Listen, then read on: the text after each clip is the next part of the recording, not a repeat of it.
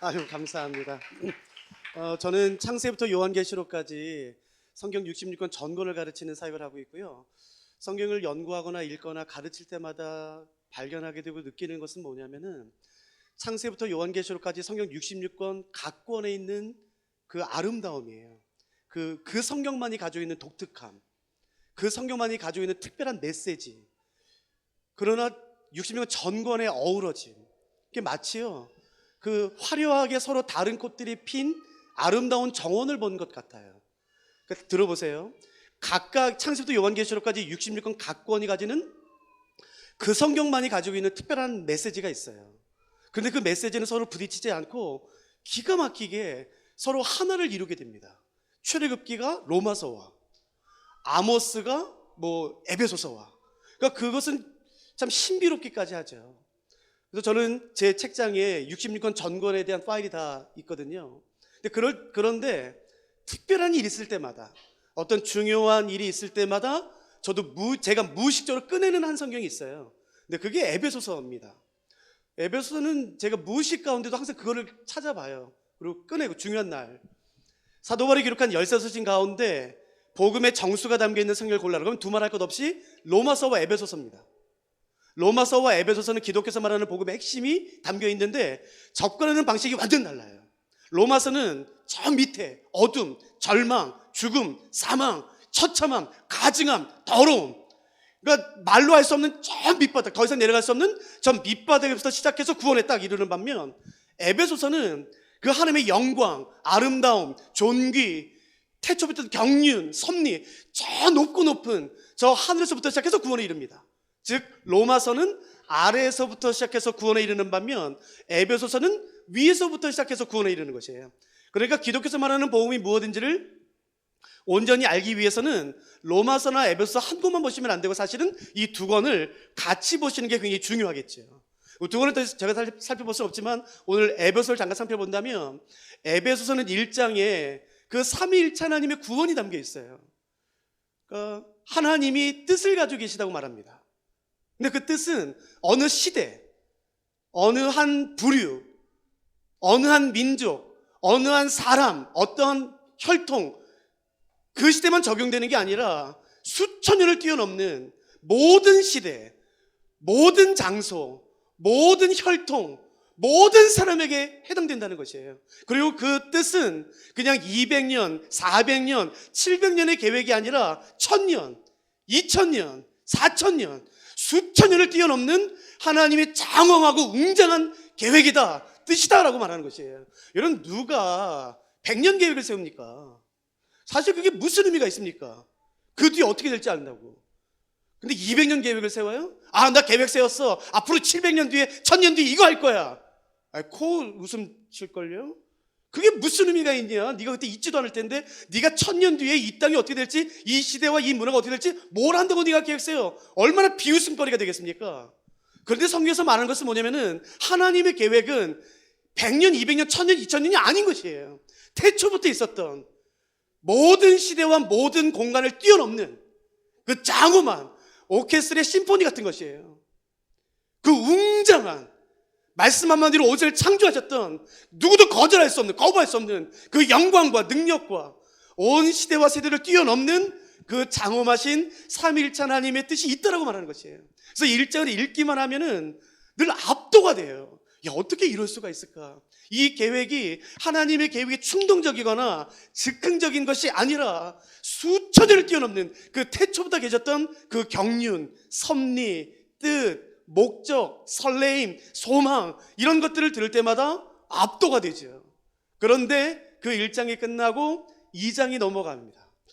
저는 신약성경 마태부터 요한계시록까지 가장 좋아하는 성경을 골라라 하면 에베소서거든요. 근데 그 중에서 가장 좋아하는 장을 골라라 하면 2장입니다. 저는 2장을 거짓말 전혀 없이 한 1000번도 봤을 거예요. 훨씬 넘게. 왜냐면요, 제가 대표로서 어떤 중요한 일을 결정하려고 할 때마다, 갈등이 생길 때마다, 어려움에서 분별력이 안 생길 때마다 의도적으로 꺼내서 읽는 성경이 에베소 2장이에요. 그래서 이것을 이 짧은 시간에 어떻게 설명할 수 있는지는 모르겠지만 제가 한번 최대한 짧게 한번 설명해 볼게요. 여러분 잘 들어보세요. 2장 성경이 있으신 분은 성경을 꺼내시는 게 좋겠죠. 그리고 종이성이 가지고 계신 분이라면은 혹시 펜을 꺼내보세요. 그래서 제가 동그라미 치라는 것을 하면 동그라미 쳐보세요. 제가 해석해 드릴 테니까. 종이성경이 없으신 분은요, 어플에도 한번 꺼내보세요. 제가 오늘 몇 구절을 살펴볼 테니까 잘 들어보세요. 에베소서 2장 1절부터 10절은 한글 성경의 19절로 나뉘어져 있습니다. 당연한 소리라고 있어. 2장 1절부터 10절은 19절로 나뉘어져 있죠. 그러나 헬라어 성경을 보시면 한 문장입니다. 그러니까 이게 어려워요, 사실은. 헬라어 성경을 보신다면은 이게 뭔 말이야? 굉장히 어려워요. 왜냐면 이 긴 문장이 한 문장이에요. 그걸 이제 한글로 번역할 때에 성도님들이 이해하기 쉽게 좀 이해하실 수 있도록 19절로 나눠 놨을 뿐이지, 헬라어 원문 성경에 보시면은 이게 한 문장입니다. 근데 그 중에서도 특별히 오늘 우리가 읽은 1절부터 3절 잘 들으셔야 됩니다. 1절부터 3절이 말하는 내용이 뭐냐면은 하나님 없는 삶이에요. 하나님을 떠난 삶이에요. 하나님과 관계가 완전히 깨어진 삶이에요. 자, 그래서 한번 보실까요? 펜이 있으신 분은 제가 동그라미 쳐는 것처럼 동그라미 쳐보세요. 2장 1절. 그는, 내 동그라미 치세요. 제가 이따 설명드릴게요. 그는 허물과 죄로 죽었던 너희를 살리셨도다 할 때 살리셨도다의 동그라미 치시겠어요? 두 단어예요. 그는 살리셨도다 동그라미 쳐놓으세요. 제가 이따가 설명드릴게요. 그는 허물과 죄로 죽었던 너희를 살리셨도다. 그때 너희는 그 가운데서 행하여 이 세상 풍조를 따르고 공중의 권세 잡은 자를 따랐으니 곧 지금 불순종의 아들들 가운데서 역사는 영이라. 전에는 우리도 다 그 가운데서 우리 육체의 욕심을 따라 지내며 육체와 마음에 원하는 것을 하여 다른 이들과 같이 본질상 진노의 자녀이었더니는 무엇을 설명하는 것이냐면, 다시 설명할게요. 하나님 없는 삶이에요. 하나님을 떠난 삶이에요. 하나님과 관계가 완전히 깨어진 삶, 분리된 삶을 의미하는 것이에요. 그래서 그 본질상 하나님을 떠난, 하나님 없는, 하나님과 관계가 완전히 분리된 삶의 첫 번째 특징은 뭐냐면 1절 보세요. 허물과 죄로 죽었더니예요. 여러분, 우리가 이런 기도하지 않습니까? 이렇게 죽을 수밖에 없는 죄인을, 뭐 괜찮아요. 그렇게 기도하셔도 돼요. 그러나 성경에서 말하는 것은 아닙니다. 죽을 수밖에 없는 죄인이 아닌 것이에요. 거의 죽음 직전에 있는 죄인이 아닙니다. 뭐라고 말하죠? 이미 허물과 죄로 죽었다라고 말하는 것이에요. 여러분, 이건 무슨 차이인가요? 어떤 가능성도 없어요. 완벽한 절망입니다. 여러분, 누가 무덤가 가서 소망을 갖습니까? 누가 무덤가에 가서 기대를 갖습니까? 아니요. 그러나 중환자실에 있을 때는요, 그래도 기대를 가질 수 있어요. 그래도 기적을 바랄 수 있어요. 소망을 줄 수가 있어요. 그러나 무덤가에서는 아닌 것이에요. 잘 기억하세요. 하나님 없는 삶의 첫 번째, 하나님과 관계가 완전히 깨어진, 단절된 삶의 첫 번째 모습은 뭐냐면은 이미 허물과 죄로 죽었다는 것이에요. 어떤 소망도 없습니다. 완벽한 절망, 완벽한 어두움, 이게 끝, 이제 완전히 끝. 그것부터 시작하는 것이에요. 그 다음은 재밌어요. 그때 너희는 그 가운데서 행하여, 이건 아마 제가 말씀드리니까 한번 기억만 해보세요. 저도 지금 성경을 쓰고 있는데 행하여로 번역한 것은 적절하지만 저는 적절한 생각하진 않아요. 왜냐하면 행하여라고 번역한 헬라어는 페리파테오라는 단어인데, 이 단어를 성경 이외의 다른 헬라어 문학작품에서 많이 발견할 수 있습니다. 시, 소설, 수필, 연설문, 왕의 명령, 칙령, 그래서 이 단어를 많이 발견할 수 있거든요. 이 페리파테, 행하여로 번역된 이 단어의 원래 뜻은 뭐냐면은, 내가 어떤 물건을 사기 위하여 시장에 갔을 때 그 물건이 없지 않습니까? 그러면 내가 원하는 물건을 살 때까지 돌아다녀 그 물건을 마침내 사는 것을 의미하는 것이에요. 그러니까 우리는 이렇게 말할 때가 있어. 하나님, 나 몰랐어요. 내가 이게 죄인지 몰랐어요. 내가 알고 지은 죄, 모르고 지은 죄를 용서해 주세요. 그런 거 없습니다. 거짓말입니다. 우리가 어떤 사람인지 아세요? 내가 그 죄를 범하기 위해 끝까지 갔던 것이에요. 그를 죄를 범하고 싶은데 시간이 안 됐어요? 재정이 없어요? 그러면 돈을 법니다. 문을 열어요. 찾아갑니다. 막혔어요? 또 찾아갑니다. 언제까지? 그 죄를 마침내 범할 때까지요. 그 음란함을, 그 욕심을, 그 시기를, 그 험담을, 무정함과 무자비함을 내가 마침내 그 죄를 범할 때까지 끝까지 가서 범했던 것이에요. 난 몰랐어. 나 이게 죄인지 몰랐어. 난 우연히 범한 거야? 아니요. 여러분, 속지 마세요, 스스로. 거짓말입니다. 인간이 어떤 존재인지 아세요? 인간이란 그 죄가 한번 내 몸을 확 사로잡으면, 죄에 사로잡히면, 그 죄의 충동이 딱 일어나면 그 죄를 범할 때까지 끝까지 가서 죄를 범했던 사람이에요. 이미 허물과 죄로 죽었던 사람입니다. 세상의 풍조를 따르는 사람이에요. 세상을 싫어한다고요? 아니요, 우리 세상 좋아합니다. 공중의 권세 잡은 자, 사단을 싫어한다고요? 아니요. 우리는 공중의 권세 잡은 그 사단을 따랐던 사람이라고 말하는 것이에요. 어떤 가능성도 없습니다. 어떤 회복의 기미도 없어요. 완벽한 절망과 어둠. 그 1절부터 3절이 말하는 것이 뭐냐면은 하나님 없는 삶, 하나님과 관계 완전히 깨어진 삶, 단절된 삶을 의미하는 것이에요. 그런데 잘 들으세요.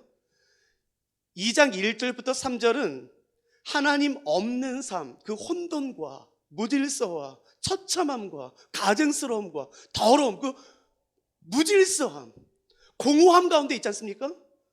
그런데 사도 바울은 이 하나님 없는 삶을 묘사하는 1절부터 3절에 헬라어 원문에 보시면 주어와 동사가 없어요. 그래서 제가 아까 동그라미 쳐달라고 말씀드렸죠. 그는 살리셨도다 라는 이 두 단어는 헬라어 원문에는 없습니다. 그냥 이해를 돕기 위해 한글로 번역할 때 넣은 것뿐이에요. 그러니까 1절부터 3절을 보시면은 형용사, 부사, 전치사, 동명사, 관계대명사만 있어요. 주어가 없어요. 동사가 없어요. 여러분, 누군가가 이야기할 때 주어가 없이 말하면요, 동사 없이 말하면요, 아니 너 말 좀 똑바로 해. 아니, 누가 그랬다는 거야. 그래서 그 사람이 뭘 어떻게 했다는 거야. 야, 애매하게 말하지 말고 똑바로 말해라고 말한다고요. 여러분, 주어와 동사가 없는 문장의 특징을 아세요? 혼돈스럽습니다. 어지럽습니다. 내용을 파악할 수 없어요. 애매해요. 그러니까 잘 보세요. 사도 바울은 주어와 동사가 없는 불안정한 혼돈스러운 문장으로 하나님 없는 혼돈스러운 삶을 묘사하는 것이에요. 이것보다 탁월한 건 없습니다. 하나님 없는 그 삶의 그 혼돈스러움, 무질서함, 공허함, 그 가증스러움, 깨어진, 단절된 그 삶을 묘사하기 위해 사도 바울은 2장 1절부터 3절에 어떤 조도 쓰지 않아요. 어떤 동사도 없습니다. 그래서 이 문장을 읽으면 찝찝해요. 뭔 말이야. 답답해요. 막 고구마를 막 10개 먹은 것처럼 답답해. 이 말씀 1절부터 3절 읽으면요, 이유는 하나예요. 주어가 없기 때문이에요. 동사가 없기 때문이에요. 그 혼돈스러운 삶에, 그 혼돈스러운 문장에 드디어 주어가 등장합니다. 그게 4절이에요. 주어가 뭔지 보세요. 4절. 긍휼이 풍성하신 하나님이. 주어는 뭔가요? 하나님입니다. 1절부터 3절에 주어와 동사가 없다고 말씀드렸죠? 근데 주어가 드디어 4절에 등장해요. 하나님이. 그러면서 이 문장은 4절에 가서야 이 헬라어 문장이 한순간에 완벽해져요. 갑자기 질서가 생겨요. 그 혼돈스러운 문장이 한 번에 끊어지면서 완벽한 문장이 돼요. 왜요? 주어가 임하니까. 그 혼돈스러운 삶에, 하나님 없는 무질서한 삶에, 공허한 삶에, 버려진 삶에, 가증스러운 삶에, 처참한 삶에 주어이신 하나님이 임하자 그 삶이 한순간에 변화됩니다. 마치 주어가 없었던 혼돈스러운 문장에 주어가 임하자 그 문장이 완벽히 딱 되듯이 하나님 없는 혼돈스러운 삶에 하나님이 임하자 그 삶에 질서가 생기기 시작해요. 그 공허했던 삶이 충만으로 바뀌기 시작하는 것이에요. 기가 막히지 않습니까? 저는 이 장을 읽을 때마다 사도 바울의 그 탁월함, 그 성령의 감동뿐만 아니라 그 사도 바울의 가졌던 그 탁월함도 기가 막히지 않습니까? 그러므로 기억하세요. 내 삶이 혼돈스러운 이유는 하나입니다. 내가 열심히 안 살아서가 아니에요. 난 왜 이렇게 내 삶이 혼돈스러워? 내 삶이 왜 이렇게 공허해? 여러분, 열심히 사는 사람일수록 공허합니다. 죄송합니다만 게으른 사람은 공허함 못 느낍니다. 열심히 살다가 한순간에 쑥 들어와요. 그 허전함이, 허무함이요. 내가 굳이 이렇게 살아야 되나? 잘 들으세요. 그 무질서함과 혼돈과 그 공허함과 두려움과 염려는 내가 열심히 안 살아서가 아니에요. 내 결단이 약해서가 아니에요. 내 삶의 주어가 없기 때문입니다. 아무리 교회 다녀도, 아무리 헌금을 많이 해도, 아무리 사역을 열심히 해도 내 삶의 주어가 없다면 그 삶은 혼돈 가운데 빠집니다. 무질서함 가운데, 공허함 가운데, 허전함과 험함 가운데. 방법은 하나예요. 본문에서 말하는 것처럼 하나님이 임하시는 것이 주어로, 주인으로, 내 왕으로. 여러분, 그 삶에 하나님이 임하는 순간 나도 모르는 사이에 질서가 생겨요. 내가 결정하는 게 아니에요. 내가 그 체크리스트를 만드는 게 아닌 것이에요. 주어이신 하나님이 임하는 순간 순식간에 질서가 잡히고 그 공함의 충만으로 받기 시작해요. 그 절망의 소망으로, 어둠이 빛으로 한순간에 바뀝니다. 그러므로 중요한 것은 뭐냐면은 내 삶에 하나님이 임하시는 거예요. 그러나 이 본문에서 강조하고 싶은 건 그게 아닙니다. 물론 그것도 있지만 하나님을 수식하는 단어예요. 어떤 하나님인지 아시겠어요? 4절 볼까요? 긍휼이 풍성하신 하나님이에요. 여러분 잘 들어보세요. 여기서 말하는 긍휼은 은혜와 다릅니다. 사랑과는 다릅니다. 에이, 은혜와 긍휼과 사랑이 다 같지, 뭐 그렇게 보실 수 있겠죠. 그러나 성경을 연구하고 가르치는 학자들은 절대 그렇게 같이 안 봅니다. 여기서 말하는 긍휼은 은혜가 아니에요. 사랑이 아니에요. 그럼 뭐야? 어렵습니다. 그러니까 잘 들어보세요. 이 긍휼, 물론 이거는 헬라어로 기록되어 있지만 이 긍휼은 히브리어로 보시는 게 훨씬 낫습니다. 들어보세요. 긍휼을 의미하는 히브리어는 라함이라는 단어예요. 라함. 예쁘죠? 라함. 근데 이것을 히브리어 사전으로 찾아보시면 뭐 긍휼, 불쌍히 여기다, 연민, 영어로 컴패션, 이렇게 번역돼요. 단어 모르는 사람이 어디 있어요? 긍휼, 불쌍히 여기다, 연민, 그런 단어 모르는 사람이 어디 있습니까? 이해가 안 돼요. 근데 뭐 알 것 같은데 손에 딱 잡히진 않죠. 손에 딱 잡히진 않아요. 이게 뭐야? 도대체 긍휼이라는 게 뭐야? 그런데 우리가 힌트를 하나 얻을 수 있어요. 긍휼로 번역된 히브리어는 라함이라고 그랬죠. 이 라함이라는 단어에서 한 단어가 파생됐어요. 그 단어가 레헴이에요. 비슷하죠? 라함에서 레헴이 파생됐어요. 그런데 레헴이라는 히브리어는 우리가 압니다. 그 뜻을 명확히 합니다. 뭐 설명할 필요 없어요. 그 단어를 딱 들으면 알아요. 잘 들으세요. 정리해 볼게요. 긍휼로 번역된 히브리어는 라함이에요. 잘 모르겠어요. 뜻이 안 잡혀요.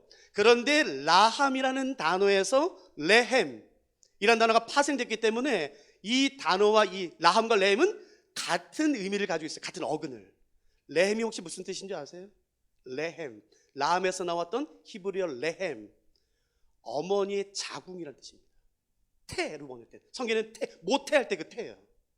그러므로 하나님이 우리를 긍휼로 품어주신다는 것은 무엇을 의미하는 것이냐면은 어머니가 자기의 태에 그의 자녀를 품는 것 같이 품어주신다는 뜻이에요. 혹시 여기 아이를 낳으신 부모님, 어머님만 한번 대답해 보세요. 여러분이 성별 결정하셨죠? 나는 이번에 딸이야, 나는 이번에 아들이야. 그런 사람이 어디 있어요? 나 이번에 눈이 컸으면 좋겠어. 키가 좀 180 됐으면 좋겠어. 결정하셨어요? 아니에요. 누구도 결정하지 않았어요. 그냥 품었어요. 제가 제 아내와 얘기해야 돼요. 저는 아들만 3명이에요. 첫째 아들은 영국에서 태어나고 공부할 때, 둘째, 셋째는 쌍둥이입니다. 둘째, 셋째가 이제 태어났어요, 쌍둥이가. 그런데 아이가 자라다가 실험에 이빨이 나기 시작하는데 치아가 깜짝 놀랐어요. 이빨이 울퉁불퉁한 건 제가 많이 봤었거든요. 근데 제 아이 쌍둥이 모두 이빨이 천장에서 나요. 천장에서. 입천장에서요. 과잉치가 4개예요. 그래서 제가 죄송해요, 괴물인가? 아니요, 제가 한 번도 못 봤어요, 그런 이빨을요. 진짜 이빨을 이렇게 사과를 딱 먹거나 뭘 이렇게 물지 않습니까? 괴물 같아요. 이빨이 삐뚤빼뚤한 게 아니라 천장에서 나니까 과잉치가 4개예요. 그래서 너무 놀래가지고 치과에 갔다고요. 그래서 파노라마 이걸 찍으시더라고요. 그러면서 아이고 이건 이렇게 된 겁니다. 그래서 이렇게 치료됩니다. 그래서 계획을 세워두시더라고요. 네, 알겠습니다. 저희가 선생님 시키는 대로 하겠습니다 라고 나오려고 하는데, 혹시 여기 의선생님 계시면 한 번만 좀 양해해 주세요. 제가 그냥 그런 분 거의 없어요. 근데 제가 의선생님이 하신 말씀을 그대로 인용할게요. 그렇게 말씀하지 않으셨으면 더 좋았을 텐데, 저희가 딱 일어나려고 할 때 그 의선생님이 저희 아내를 딱 잡으시더니 말씀하셨어요. 그런데 어머니, 아이는 어머니 뱃속에서 10달 동안 주차마다 형성되는 게 있습니다. 어떨 땐 눈, 장기, 뇌, 손, 발, 그렇게 형성되는 주간이 있습니다. 그런데 아마도 아이 쌍둥이의 이빨이 형성되는 주간에 어머니가 뭔가 실수하신 것 같습니다. 딱 그렇게 말했어요.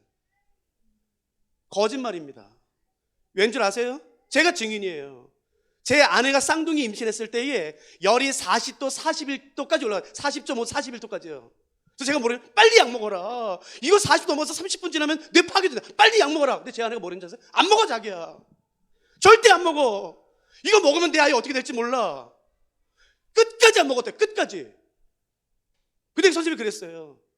혹시 어머니가 뭔가 실수한 것 같습니다. 그 말 듣고 들어와서 집에서 며칠 동안 잠도 못 자고 매일 밤을 울었어요. 그래서 뭐라고 하는지 아세요? 이렇게 해요. 자기야, 이거 나 때문인가 봐. 이렇게 된 건 나 때문인가 봐. 얘를 이빨 이렇게 된 거 나 때문인가 봐. 밤새도록 울면서 자기를 원망했어요. 여러분, 그게 긍휼이에요. 그러니까 우리가 어떤 음란한 죄나 어떤 죄를 범했을 때에 하나님의 태도는 두 가지입니다. 잘 들어보세요. 그 죄 자체에 대한 하나님의 태도는 진멸이에요. 분노예요. 진노예요. 쓸어버리는 것이에요. 그 죄에 대해서는. 그러나 그 죄를 범한 사람에 대해서는 이렇게 생각하는 거예요. 쟤 또 왜 저러나 저거. 쟤 또 왜 저러나 쟤. 내가 더 잘 창조했어야 됐나? 쟤 왜 저 죄를 기웃거리나? 왜 저 죄로 향해 가나? 라고 그 사람을 보시면서 안타까워하시는 게 긍휼이에요. 그러니까 이건 은혜랑 다른 겁니다. 사랑이랑 다른 것이에요. 여러분 기억하세요. 하나님의 죄와 죄인을 대하는 태도는 완전히 달라요. 내가 어떤 죄를 범하지 않습니까? 어떤 죄를 생각만 하지 않습니까? 그 죄에 대한 하나님의 태도는 명확합니다. 상상할 수 없는 분노예요. 진노입니다.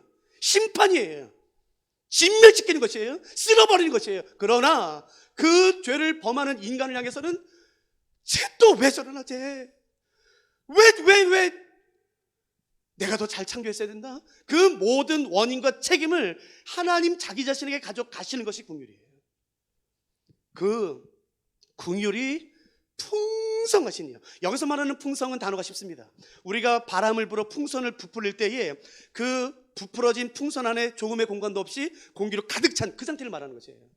그 긍휼로 가득 차 계신, 그 어떤 빈틈도 없으신 긍휼이 풍성하신 하나님이 깨어진 내 삶에 이미 죽은 모든 소망이 끊어진 단절된 상황 가운데 임하실 때에 삶이 변한다는 것이에요.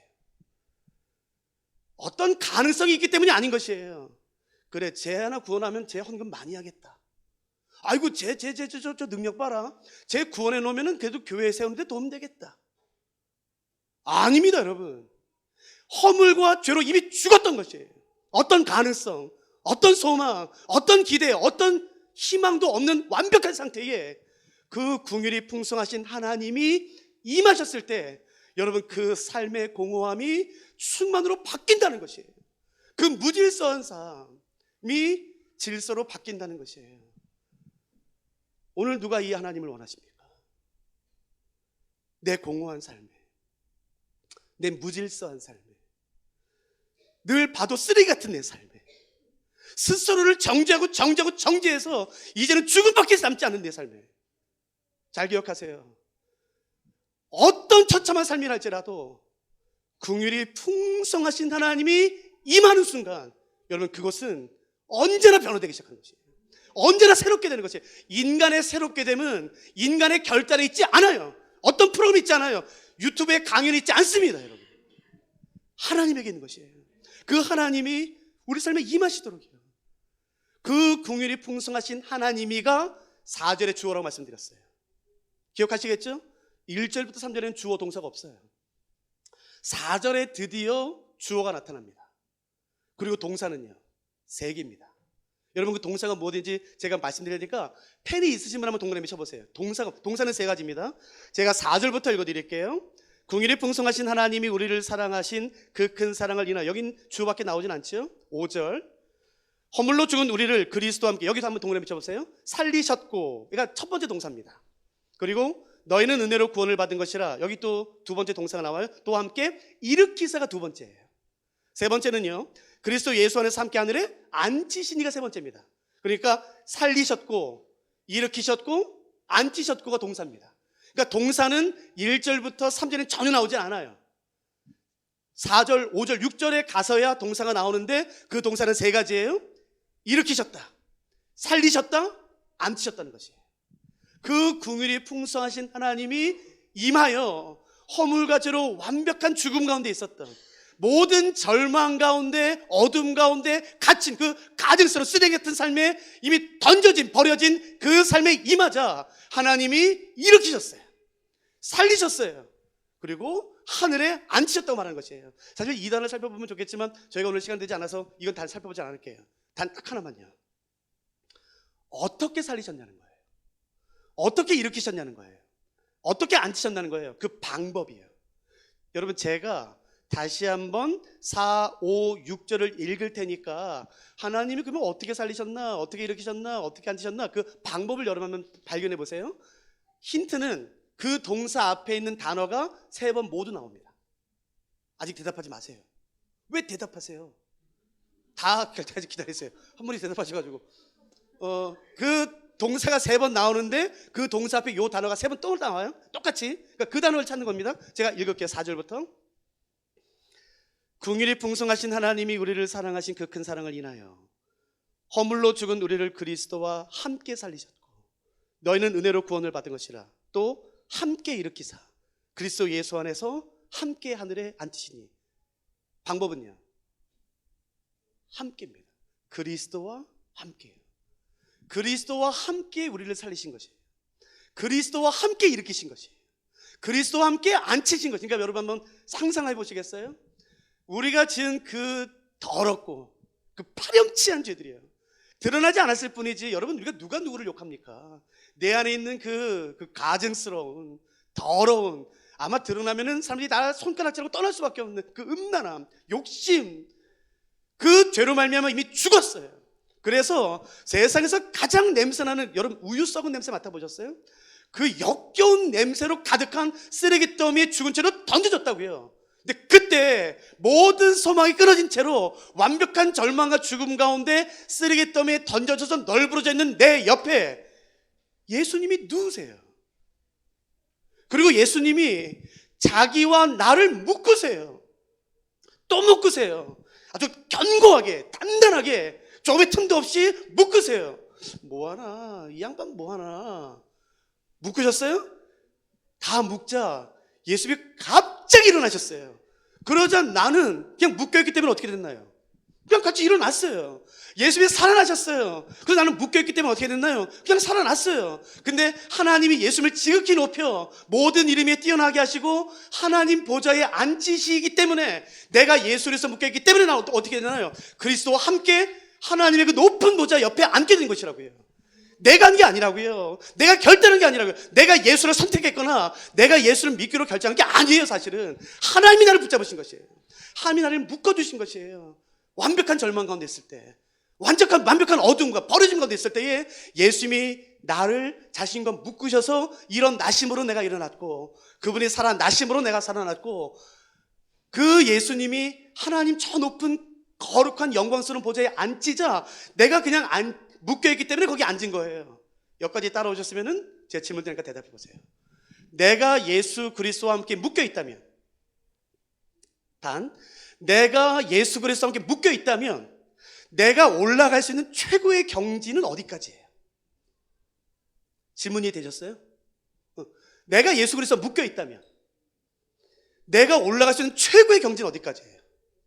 예수님이 올라가는 바로 그 자리까지겠죠. 그게 구원받은 우리에게 주어진 영광과 지위라고 성경이 말하는 것이에요. 내가 있나요? 아니요. 내 의인가요? 아니요. 내 헌금인가요? 내 열심인가요? 아니요. 오직 예수 그리스도의 은혜와 그 보혈과 그 능력으로만 되는 것이라고 말하는 것이에요. 그리스도와 그래서 사도 바울은 신약 성경 13권에서 그렇게 강조하는 게 그리스도와 함께, 그리스도 안에서, 그리스도 예수와 함께 내가 그리스도와 함께 십자가에 못 박혔나니 그 말을 반복하는 것이에요. 그리스도와 함께 발맞춰 사는 것, 그리스도와 함께 같은 방향으로 걸어가는 것, 그리스도가 멈출 때 나도 멈추고, 그리스도에서 갈 때 나도 가고, 그리스도에서 기뻐하시며 춤을 출 때 나도 같이 춤을 추며, 그리스도께서 한탄하며 가슴을 치며 우실 때 나도 같이 우는 것, 그게 그리스도의 삶이라고 말하는 것이에요. 한 가지만 더 하고 마칠게요. 1장의 제일 끝에 보시면 사도 바울은 에베소 교회를 위해 기도하는데 그 기도는 4가지입니다. 하나님 에베소 교회 성도들이 하나님을 알게 해주시옵소서. 2번째, 부르심의 소망을 알게 해주시옵소서. 3번째, 기업의 영광의 풍성함이 뭐든지 깨달아 알게 해주시옵소서. 마지막 4번째, 믿을 때 우리에게 베푸신 그 능력의 지극히 크심이 어떠한지 깨달아 알게 해주시옵소서. 좀 복잡하죠? 4개 다 못해요 지금. 제일 마지막만 살펴봐 드릴게요. 사도 바울은 에베소 교회를 향해 기도하면서 제일 마지막, 하나님 에베소 교회 성도들이 예수님을 그리스도로 믿을 때에 우리에게 이미 베푸신 그 능력의 지극히 크심이 얼마나 강력한지, 얼마나 놀라운지, 얼마나 높고 위대한지 제발 깨달아 알게 달라는 것이에요. 그러니까 사도 바울의 기도는 무슨 말이냐면요, 에베소 교회 성도들뿐만 아니라 예수를 그리스도로 믿는 모든 사람에게는 어떤 능력이 이미 주어졌다는 것이에요. 자, 그러니까 혹시 여기 예수님을 그리스도로 믿으세요? 잘 들으셔야 돼요. 내가 정말 예수님을 그리스도로 믿는다면 내가 알든 모르든, 내가 인식하든 인식하지 못하든 이미 내 안에 어떤 능력이 주어졌다는 것이에요. 능력이? 난 목사가 아닌데. 그러니까 잘 들으셔야 되는 얘기예요. 그러니까 예수를 그리스도로 믿는다면, 예수를 그리스도로 믿는 그 순간에 내가 인식하지 못하는 그 순간에도 어떤 능력이 주어졌다는 것이에요. 그게 뭐냐는 거예요. 질문입니다. 도대체 그 능력은 뭔가? 둘째, 그러면 그 능력은 나에게 주어지기 전에 어디 있었나? 세 번째, 그러면은 나에게 주어지기 전에 어디 있었고 도대체 거기서 어떤 일을 했냐가 중요한 거예요. 질문이 되셨어요? 예수를 그리스도 믿는다면 능력이 주어졌어요? 어디 있었나? 어쩐데 이제 왔나? 그럼 거기서 뭐 했나? 그 답이 바로 다음 절에 나와요. 그러니까 한번 성경 보세요. 1장. 제가 19절부터 읽어드릴 테니까 여러분 성경을 잘 보세요. 19절, 그의 힘의 위력으로 역사하심을 따라, 여기입니다. 믿는 우리에게 베푸신 능력의 지극히 크심이 어떠한 것을 너희로 알게 하시기를 구하노라. 20절, 그 능력이 나에게 주어지는 어디 있었는지 여러분 찾아보세요. 본문에서 그의 능력이 그리스도 안에서 역사하사예요. 그러니까 내가 예수님을 그리스도로 믿을 때에 나에게 준 능력이 나에게 주어지기 전에 어디 있었나요? 그리스도 안에 있었어요. 자, 여기까지 따라오셨죠? 그러면 그리스도 안에서 이 능력은 어떤 일을 했나요? 본문 보세요. 20절 제가 읽어볼게요. 그의 능력이 그리스도 안에서 역사하사 죽은 자들 가운데서 다시 살리시고 해요. 내게 주어진 이 능력은 내게 주어지기 전에 예수님에게 있었어요. 그래서 예수께서 어떤 일을 했나요? 예수 그리스도께서 십자가에서 죽으셔서 완벽한 죽음 가운데 내려가셨을 때에 이 능력이 예수를 잡아 다시 살리시고 일으키셨다는 것이에요. 그 동일한 능력이 지금 나에게 있다는 것이에요. 내가 뭘 했는데 얘 한 게 없어요. 난 그게 몰랐는데 얘 몰랐어요. 성경이 말하는 진리는 뭐냐면은 예수를 그리스도를 믿는 모든 사람의 그 영혼에게는 십자가에서 죽으신 그 예수를 단번에 살리신 그 사망의 권세를 단번에 깨뜨리셨던 그 놀라운 동일한 바로 그 능력이 우리에게 주어졌다고 말하는 것이에요. 그러므로 사는 성도 여러분, 죽음을 묵상하지 마세요. 왜 죽음을 묵상합니까? 나는 가치 없어, 누구도 날 사랑하지, 왜 그런 거짓말을 속습니까? 죽음을 묵상하지 마세요. 절망을 붙들거나 붙들리지 마세요. 왜요? 우리 안에는 예수님을 부활시키신 사망의 그 어마어마한 권세를 단번에 깨뜨리셨던 그 동일한 능력이 내 안에 이미 주어졌다고 말하는 것이에요. 근데 왜 우리가 절망 가운데 삽니까? 어둠 가운데 삽니까? 왜 거짓 가운데 삽니까? 그러지 마세요. 생명을 붙잡으세요. 생명을 묵상하시고 그 부활의 능력이 이미 내게 주어진 것을 믿음으로 취하고 그 능력으로 가득한 한 주를 사는 것이에요. 하나님, 이런 게 맞겠죠. 감사합니다. 내가 알지도 못한 사이에 나는 단지 예수를 그리스도로 믿었을 뿐인데 그 사망의 권세를 깨뜨렸던 바로 그 동일한 능력을 나에게 허락해 주셔서 감사합니다. 그 능력이 내 삶 가운데 풍성하게 하시옵소서. 가득하게 하시옵소서. 그 생명이 나를 붙잡게 하시고 그 소망이 나를 사로잡아서 나의 한 주간의 삶이 그냥 절망과 염려와 연민과 두려움과 그 나자빠짐과 그런 데 빠지지 않도록 도와주시고 생명으로, 소망으로 그 빛 가운데 가득한 삶 살게 해달라고 우리가 그렇게 기도하고 싶은 것이에요. 여러분, 우리가 꿈꾸는 것은, 우리가 꿈꾸는 나라는 민족주의가 아니에요. 여러분 조심하세요. 기독교는 절대로 정치화하면 안 됩니다. 명심하세요. 예수 그리스도에서 꿈꾸는, 성경에서 말하는 한 나라는 그런 나라가 아닌 것이에요. 그냥 이 좁은 지하의 교회 세우는 게 아닌 것이에요. 잘 들으세요. 하나님께서, 삼일째 하나님께서, 온 땅을 말씀으로 창조하신 삼일째 하나님께서 사랑하는 우리 교회를 통해 가지기 원하시는, 보길 원하시는 그 하나님 나라는 영광의 하나님이 임하시는 것이에요. 온 땅의 주의 영광이 충만하게 되는 것. 여기 갇히지 마세요. 눈을 들어 주의 영광을 보세요. 그 나라는 결코 쇠하지 않습니다. 왕의 임하심, 왕의 영광, 온 땅을 말씀으로 창조하신, 한 발로는 바다를, 한 발로는 땅을 밟고 계신 시편의 말씀은요, 온 우주를 그 자신의 왕국으로 삼으시며 온 하늘을 보좌 삼아 앉아 계신 그 여호와 하나님이에요. 그 하나님이 사랑하는 우리 교회를 세우신 분이십니다.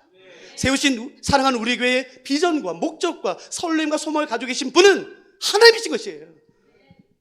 눈을 들어 하늘 바라보시며, 여러분 큰 비전을 가지시며 멀리 보세요. 높게 보세요. 그 영광과 나라 가운데 잠기는 거겠죠. 우리 같이 찬양하지 않으시겠어요? 이 찬양이 오늘 그냥 우리의, 하나님 내가 무엇을 기도해야 될지 모르겠습니다. 괜찮아요. 그냥 이 찬양의 가사가 오늘 우리의 믿음의 고백이 되면 좋겠다는 것이에요. 선포가 됐으면요. 우리 같이 찬양하시죠.